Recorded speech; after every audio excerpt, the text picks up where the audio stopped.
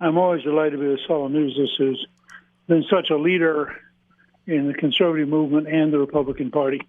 Welcome to the Saul's Newsstand News Rewind for May 12th, 2023.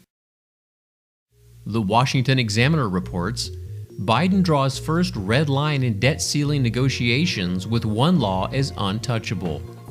President Joe Biden is drawing a line in the sand that he will not cross as debt ceiling negotiations continue, indicating to House Speaker Kevin McCarthy and other Republican leaders that changes to the Inflation Reduction Act are off the table.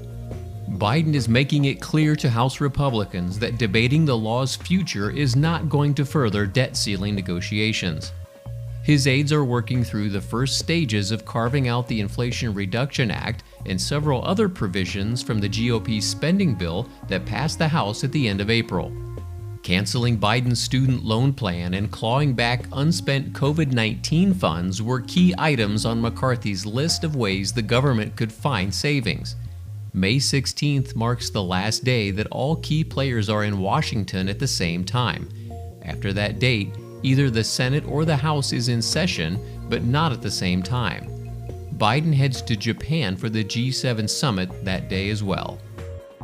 Fox News reports, Byron Donalds has heated argument with CNN host after Trump town hall. Voters tired of y'all. Representative Byron Donalds, a Republican from Florida, battled with CNN commentators and hosts Anderson Cooper, Van Jones, and Alyssa Farah Griffin after the network aired a live town hall with former President Donald Trump. During the appearance, Donalds said, quote, "Most voters are frankly kind of tired of y'all." Donalds also said that American voters were more interested in inflation and crime than on the 2020 election. Even if you listen to the last segment with Jake, everything that was just talked about is not on the minds of independent voters in America. They are focused on the things that are affecting their families. First and foremost, has my child actually caught up from being locked out of schools for 2 years?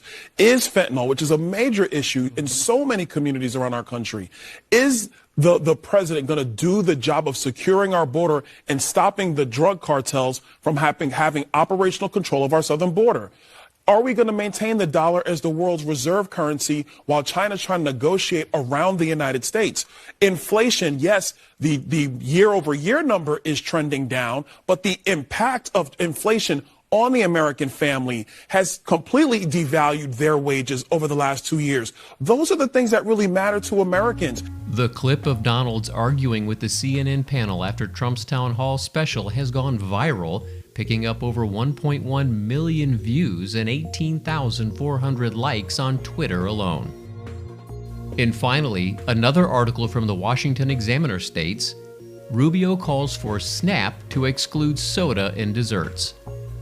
Senator Marco Rubio is calling for the Supplemental Nutrition Assistance Program to exclude soda and prepared desserts as part of proposed reforms to the food stamp program.